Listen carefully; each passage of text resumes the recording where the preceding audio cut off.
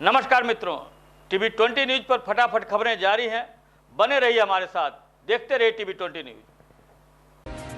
उत्तर प्रदेश में सत्ता के मद में मदमस्त भाजपा के पूर्व नगर उपाध्यक्ष नाबालिग और महिलाओं के साथ सेक्सुअल हैरेसमेंट कर हैवानियत की सभी हदें पार करने के मामले में मुश्किलें कम होने का नाम नहीं ले रही है। Cyber cell crime branch finger expert team सहित क्षेत्राधिकारी, प्रभारी निरीक्षक, क्राइम इंस्पेक्टर, खेड़ा चौकी प्रभारी पुलिस फोर्स को नेता के बेडरूम से सोने की जेवरात, नकदी सहित सेक्स बढ़ाने की टैबलेट आदि प्रतिबंधित सामग्री बरामद हुई है। कुछ दिन पूर्व नगर उपाध्यक्ष राम बिहारी राठौर ने कोतवाली में प्रार्थना पत्र दिया था कि उनके घर से एक हार्ड डिस्क चोरी हो गई थी, जिस पर कोतवाली पुलिस ने एफआईआर दर्ज कर विवेचना शुरू कर दी थी। प्रभारी निरीक्षक इमरान खान ने हार्ड डिस्क को बरामद कर ली थी, लेकिन उनको एक बहुत बड़ी उपलब्धि हाथ लगी थी, जिसमें भाजपा नेता को बेनकाब कर दिया और उनके घर से हार्ड डिस्क, एक अदद लैपटॉप, पेन ड्राइव, डीवीआर आदि सामान बरामद किया है। जिसमें पुलिस को दर्जनों ऐसे वीडियो मिले हैं जिसमें नाबालिग के साथ यौन उत्पीड़न कर हैवानियत की है। अब cyber cell surveillance team crime branch ये खंगालने में लगी है कि कहीं वीडियो फोन क्लिप बनाकर यूट्यूब या कोई ऐप पर अपलोड तो नहीं कर दी गई। जैसे जैसे जांच बढ़ती जाएगी वैसे राज और खुलते जाएंगे। कहीं इस खेल में खाकी और खाके का मेल तो नहीं है। पुलिस पहले ही आरोपी के विरुद्ध मुकदमा पंजीकृत कर दिया था। मामला कोतवाली क्षेत्र के भगत सिंह नगर का है, जहां 2 बालकों ने कोतवाली में प्रार्थना पत्र देते हुए बताया कि भगत सिंह नगर निवासी भाजपा पूर्व नगर उपाध्यक्ष राम बिहारी राठौर पुत्र स्वर्गीय गयादीन राठौर ने अपने बेडरूम में सीसी कैमरे लगा रखे थे, जिसमें वह नाबालिग बालकों को अपने घर में बुलाकर उनके साथ हैवानियत करता था और धमकी देता था कि किसी को बताया तो यह वीडियो वायरल कर देंगे। पुलिस अधीक्षक डॉक्टर एसवीर सिंह घटनास्थल पर निरीक्षण कर रहे थे, तभी महिलाओं ने इस भाजपा नेता की काली करतूतों के बारे में मीडिया को बताया और इस दरिंदे के साथ कठोर से कठोर कार्रवाई करने की मांग की है। पुलिस अधीक्षक डॉक्टर एसवीर सिंह ने बताया कि अभियुक्त राम बिहारी राठौर, जो एक रिटायर्ड राजस्व कर्मी है, अपने घर पर जुआ खिलाता था और इसके खिलाफ जुआ एक्ट में मुकदमा दर्ज है। हम बारी बारी से सुनवाते हैं 2 महिलाओं की बात और फिर पुलिस अधीक्षक जालौन की।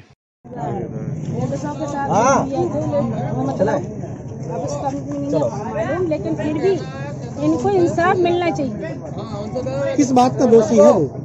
बच्चों के साथ शोषण किया और उसके लड़का को गलत काम करता, दारू पिवाता है, नशा की गोली डाल दे और भीतर से खड़ा नहीं देते, नशा में गलत काम कर रहा है। कौन है, क्या नाम? इनको राम बिहारी।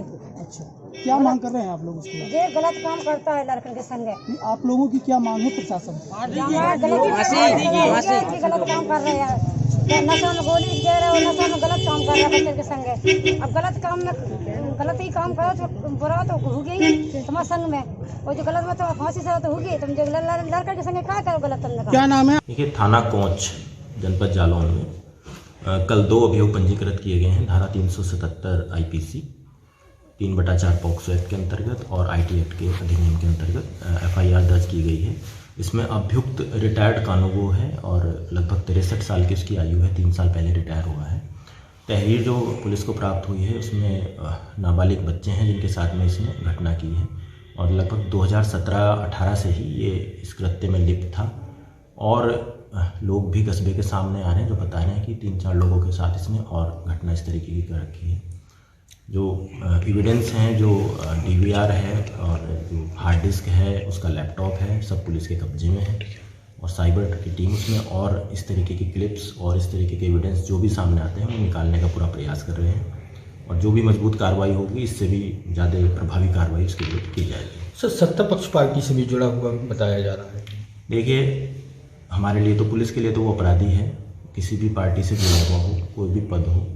अभी जो भी उसमें जांच है उसमें उन्होंने बताया है कि किसी पक्ष से वो जुड़ा हुआ है, उस पार्टी ने उसे निष्कासित भी कर दिया है उसके कृत्य को देखते हुए। इस संबंध में विवेचना प्रचलित है और जो भी आगे जो भी एक क्रिमिनल के साथ पुलिस का व्यवहार होना चाहिए उस तरीके की कार्रवाई हम करेंगे। अभी तक कितने मामले सामने आ पाए? अभी तक 5 मामले पुलिस ने अब तक, जो 2 लड़के थे जिनके साथ घटना हुई है, उन्होंने 3 और लोगों के नाम बताए हैं कि 3 और लड़कों के साथ में इसने गलत कार्य कर रखा है। तो 5 टोटल मामले भी पुलिस के सामने हैं और बाकी और वीडियोस भी अभी हार्ड डिस्क में हैं जिनकी पुलिस जांच कर रही है। सर, पुलिस कैसे इस मामले का पर्दाफाश कर पाई है, कैसे पहुंची अभी तक?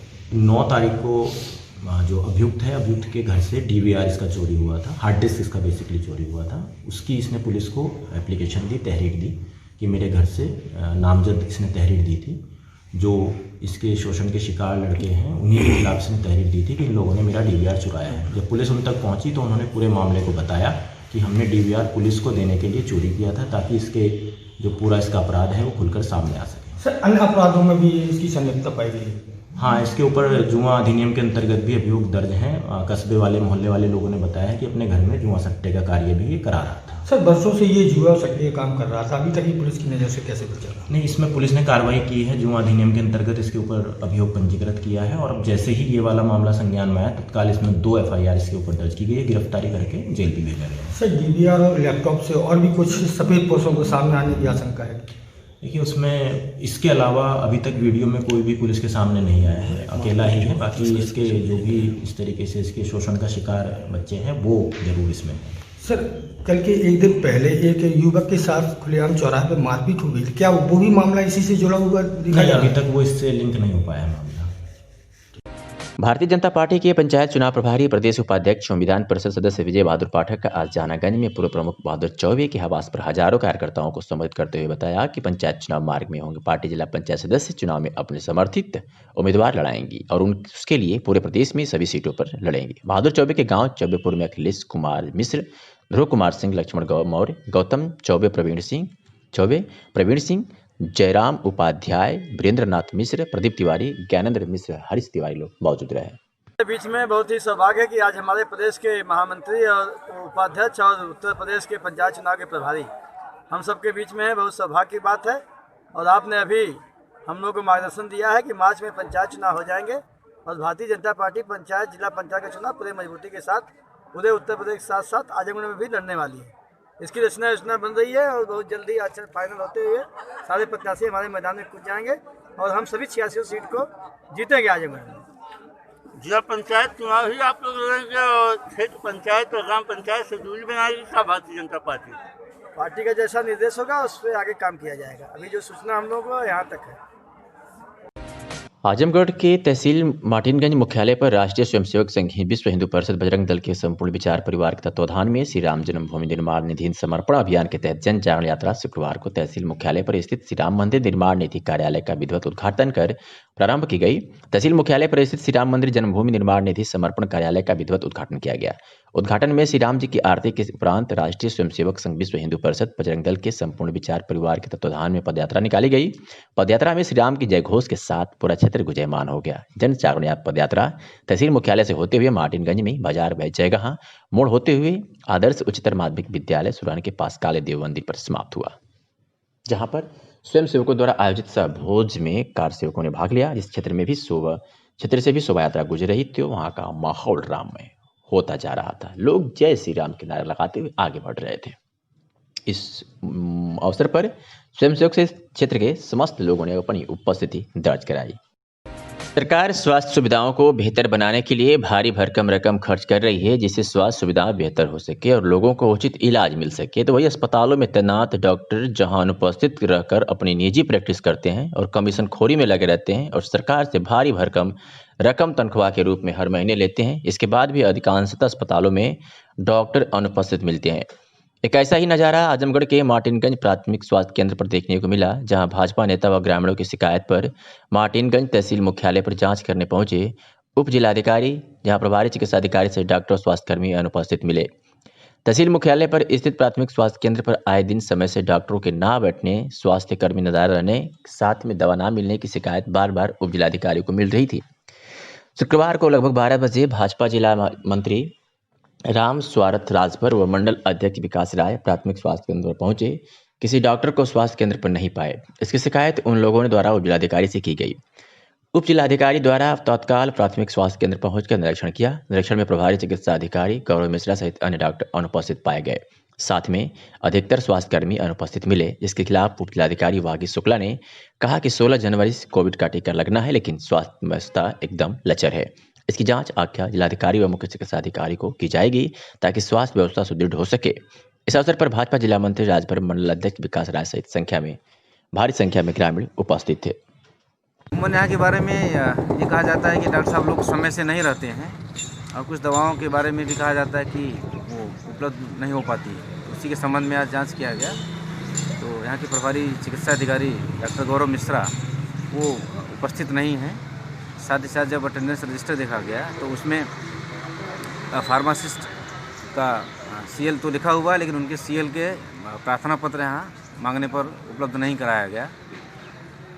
और साथ ही साथ अभी रेबीज़ के टीके की शिकायत की गई थी, तो उसके लिए निर्देशित किया गया है कि जो भी व्यक्ति यहाँ आता है उसका पहले वेटिंग रजिस्टर बना लें, फिर उसी रजिस्टर से ही आगे जो भी आते हैं उनको टीका लगाएं, जिससे कि जो है एक व्यवस्था बनी रहे, लोगों जो आरोप लगता है उसकी सच्चाई की जांच की जा सके। सर यहाँ ये भी आरोप लगा जैसे अंतरा का इंजेक्शन भी आता है महिलाओं के लिए, वो भी उपलब्ध नहीं होता है, और तमाम प्रकार दवाएँ अल्लोधुरी बाहर दवाएँ लिखी जाती है। अब उसके बारे में इनका स्टॉक रजिस्टर वगैरह देखने के बाद ही कुछ कहा जा सकता है कि तो आज आपको सर किया जा रहा है कि नहीं?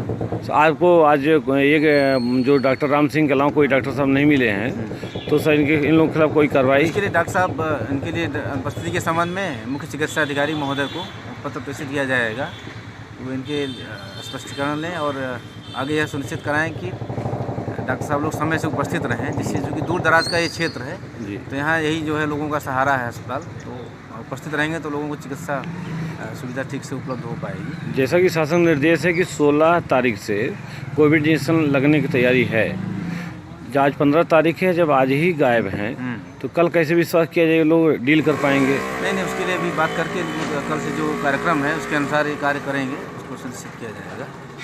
ठीक सर, थैंक यू। भाजपा सरकार द्वारा पारित किसान बिल के विरोध में राष्ट्रीय किसान मोर्चा के बैनर तले पदाधिकारियों ने रिक्शा स्टैंड पर विशाल धरना प्रदर्शन किया। इस दौरान राष्ट्रपति को नामित ज्ञापन पदाधिकारियों ने जिलाधिकारी को सौंपा। राष्ट्रीय किसान मोर्चा के जिला अध्यक्ष जय बहादुर मौर्य ने मीडिया को बताया कि यह तीनों कृषि कानून किसानों के विरोधी हैं, इसलिए हम लोग पिछले 11 जनवरी से 16 जनवरी तक लगातार धरना प्रदर्शन रिक्शा स्टैंड पर करेंगे। उसके बाद 17 तारीख को विशाल रैली का आयोजन होगा। उन्होंने यह भी बताया कि अगर सरकार तीनों कृषि बिल वापस नहीं लेती तो अमित से भी वृहद आंदोलन करने को बाध्य होंगे, जिसकी पूरी जिम्मेदारी जिला प्रशासन व भाजपा सरकार की रहेगी। इस धरने पर इसलिए बैठे हैं कि जो किसानों के विरोध में 3 कानून बने हैं वह किसानों के हित में नहीं है। इस कानून को वापस करने के लिए हम किसानों के सहयोग में जो सिंधु बॉर्डर पर बैठे हैं, गाजीपुर बॉर्डर पर बैठे हैं, उनके साथ सहयोग देने के लिए आजमगढ़ में धरना प्रदर्शन पर बैठे हुए हैं। क्या हुआ, ज्ञापन वगैरह दिए? क्या ज्ञापन आज डीएम साहब को सौंपा गया है। क्या मांगे? मांग वही है कि जो कानून किसानों के विरोध सरकार ने लाया है उसको वापस करने की मांग है। बसपा सुप्रीमो बहन कुमारी मायावती के 65वें जन्मदिन के अवसर पर बसपा के नगर सचिव तारकेश्वर उर्फ गुड्डू के नेतृत्व में आजमगढ़ नगर की महिला हॉस्पिटल में फल का वितरण किया गया। पत्रकारों से बातचीत में बसपा के जिला सचिव अमरनाथ गौतम ने बताया कि बहन जी जो बहुजन समाज पार्टी की राष्ट्रीय अध्यक्ष हैं और वो कई बार मुख्यमंत्री भी रही। आज उनके 65वें जन्मदिन के अवसर पर बहन जी के निर्देशानुसार जो हमारा जन्मदिन है गरीबों मजलूमों में जन कल्याण दिवस के रूप में मनाया जाए, इसी कड़ी में आज महिला हॉस्पिटल में फल का वितरण किया जा रहा है। इस मौके पर विधानसभा उपाध्यक्ष डीपी सिंह सहित तमाम लोग उपस्थित रहे। क्या कुछ कहा अमरनाथ गौतम ने, आपको सुनवाते हैं। माननीय बहन जी जो बहुजन समाज पार्टी की राष्ट्रीय अध्यक्ष भी हैं और 4 बार मुख्यमंत्री रहे हैं इतने बड़े सूबे की, आज उनका 65वां जन्म दिवस मनाया जा रहा है।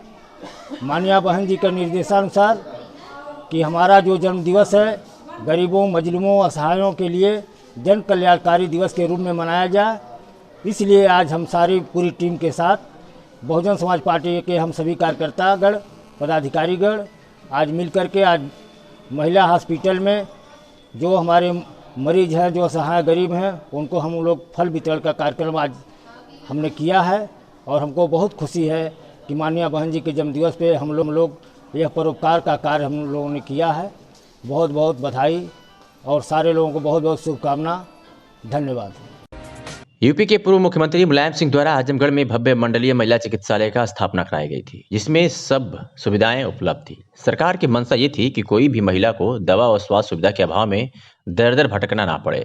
यही नहीं, जनपद के अगल बगल के भी जिले के मरीज यहाँ उपचार के लिए आते हैं, लेकिन अब धीरे धीरे इस महिला अस्पताल में गुटबाजी व लूट खसोट के चलते यह महिला अस्पताल अपने दुर्दशा पर आंसू बहा रहा है।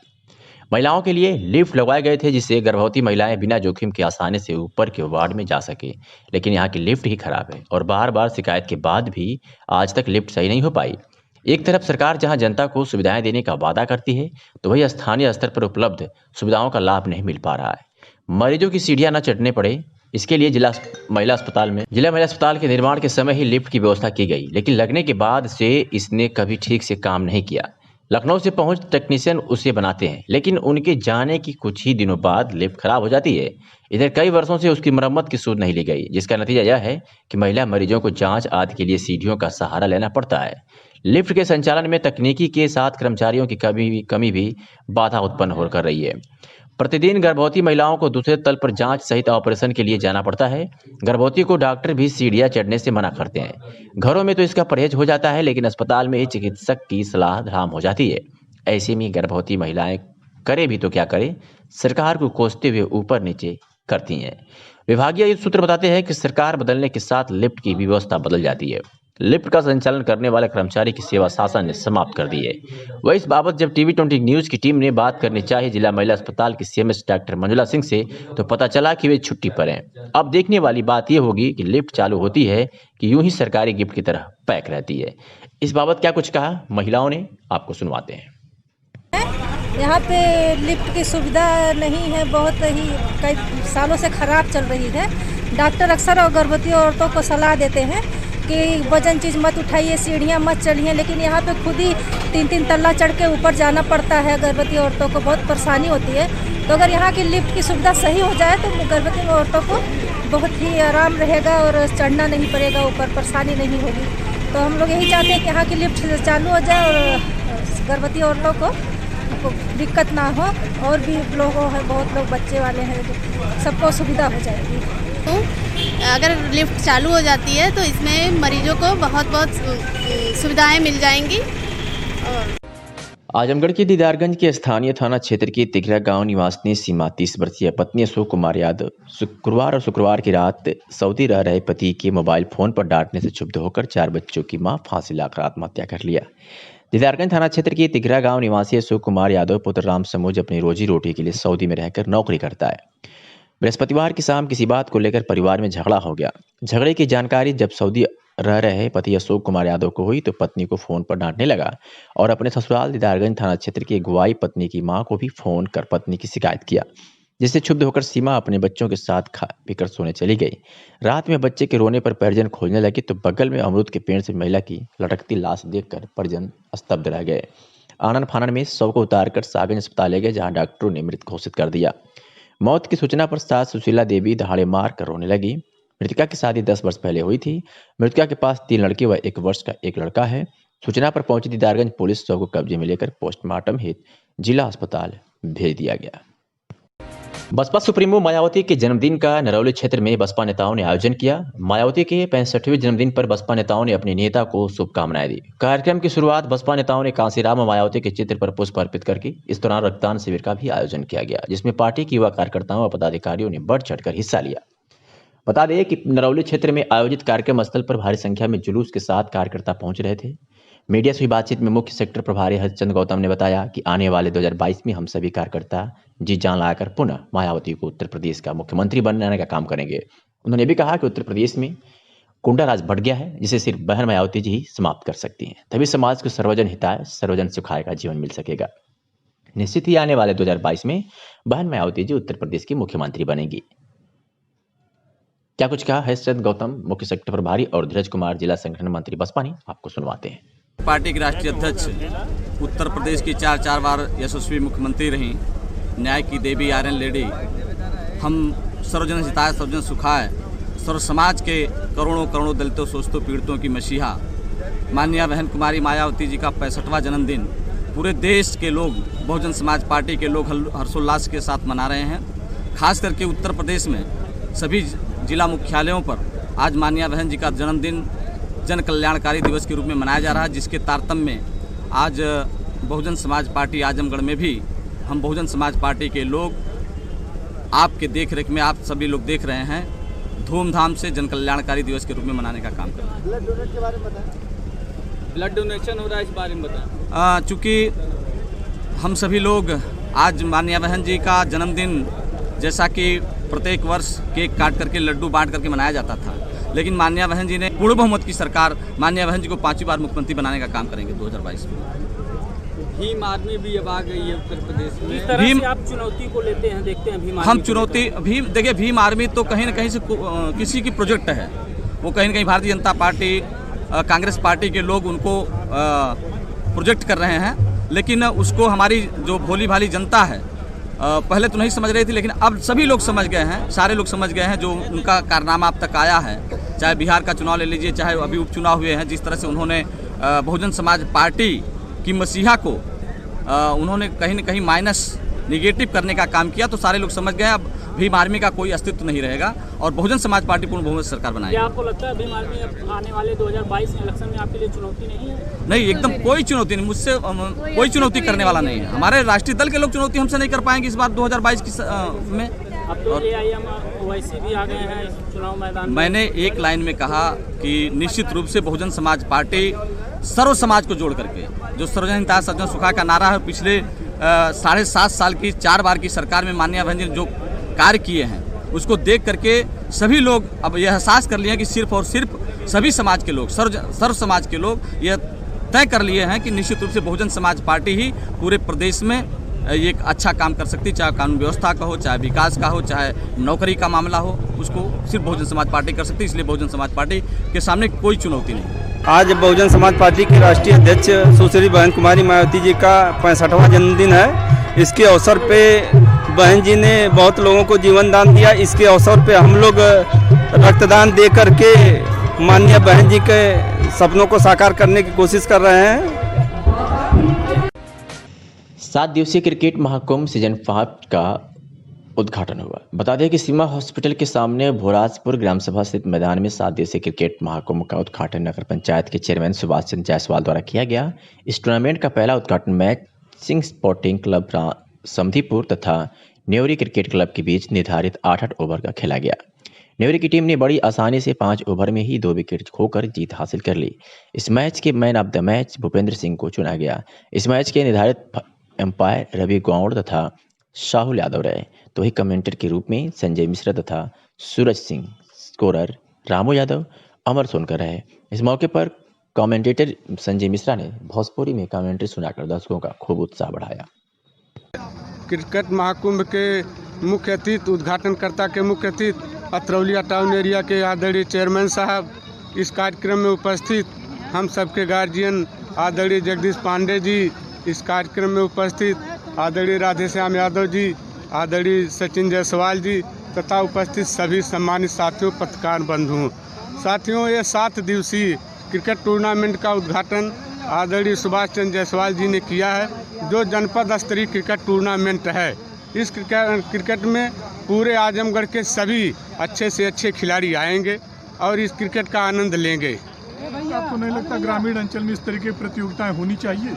हाँ, हमें लगता है कि सरकार की उदासीनता के कारण ग्रामीण अंचल में इस तरह के खेल का आयोजन बंद हो चुका है, लेकिन अगर इस तरह से आयोजन होगा तो ग्रामीण अंचल में भी क्रिकेट का ही नहीं, हर खेल में लोगों की प्रतिभाएं अच्छी हैं और आगे बढ़ कर के निखार करेंगी और खेलेंगी भी।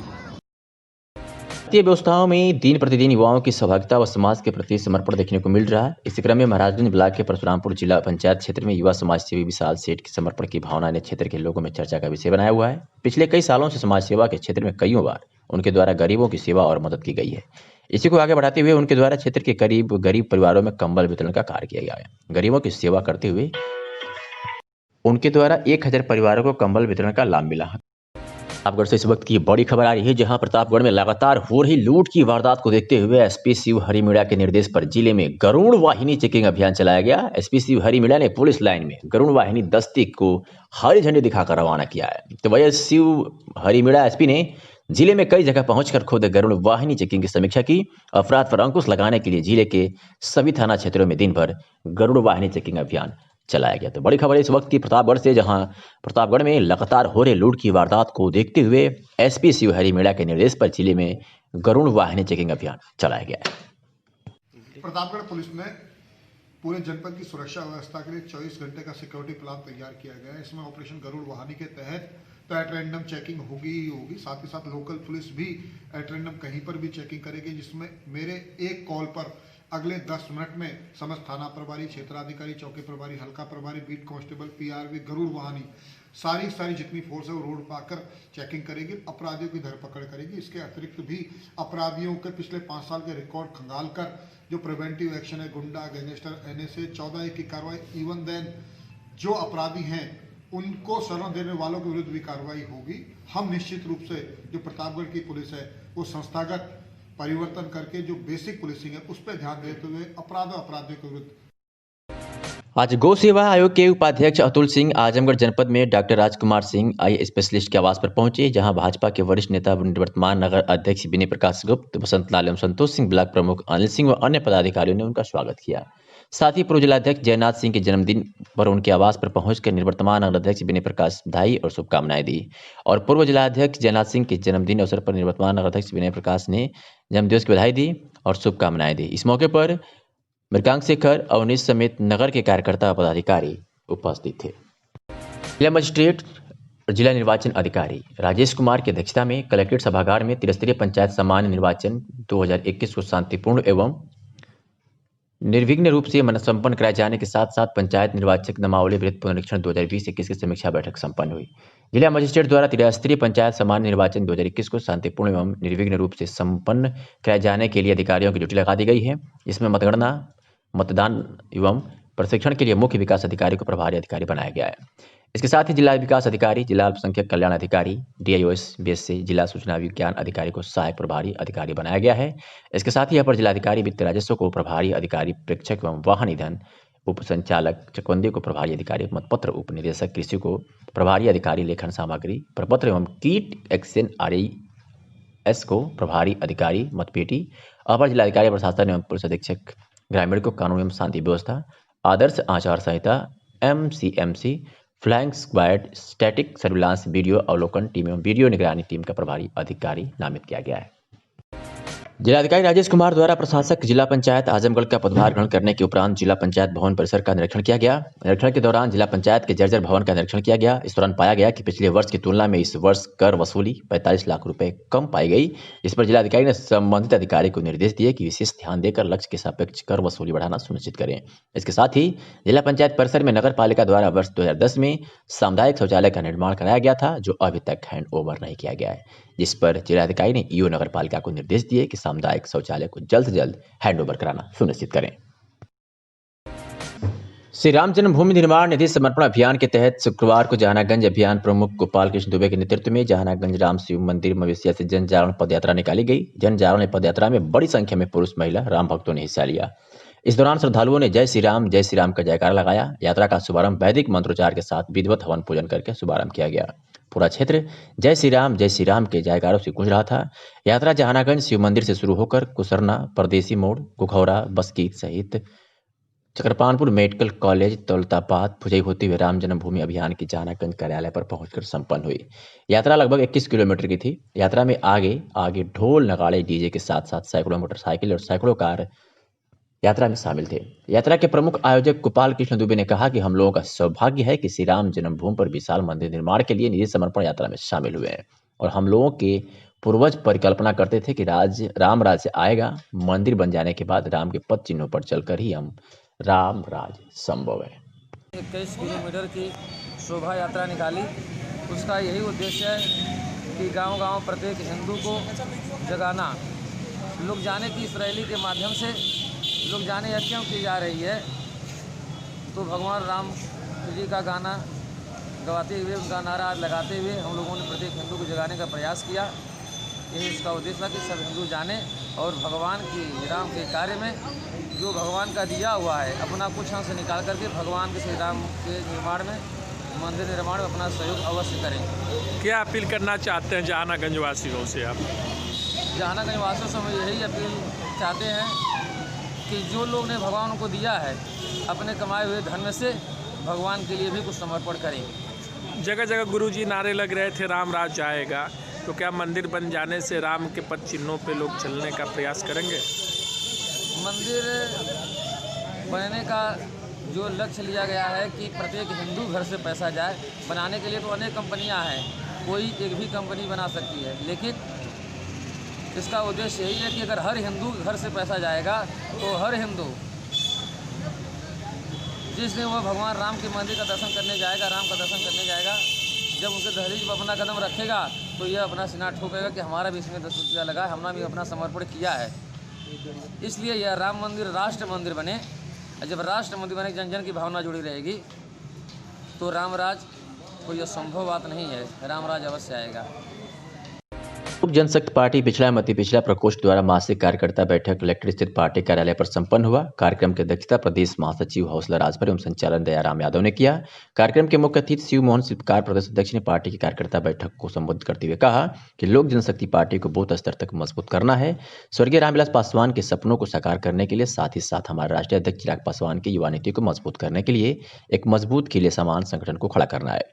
आगामी 2022 के चुनाव में लोजपा अपनी अहम भूमिका निभाएगी और पार्टी की उन्नति और प्रगति के लिए प्रयत्नशील रहना होगा।